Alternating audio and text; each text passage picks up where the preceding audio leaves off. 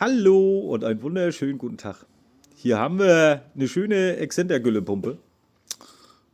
Die hat irgendwie nicht mehr gefördert. Einerseits hat sich hier, da wo kein Öl mehr war, das ist so ein Getriebegehäusekasten, das eine Zahnrad so flopp nach außen gewandert, ist aber noch nicht in den Deckel reingewandert. Öl war aber nicht mehr drin, Zahnräder sind auch angefressen, Lager sind fest. Die sitzen so da und da. Und dann ist hier irgendwas Großes durchgegangen, schon bis aufs Gummi runter. Das ist hier alles Vollgummi. Und hier bau mal fix auseinander. Und ich habe da noch eine Pumpe liegen, da. Bau mal fix die Gummielemente um, dichte das neu ab und ja, muss fertig. Ja. Also erstmal, da ja durch, dass da kein Öl drauf war und da kein Fett drin war, lief das alles gar nicht.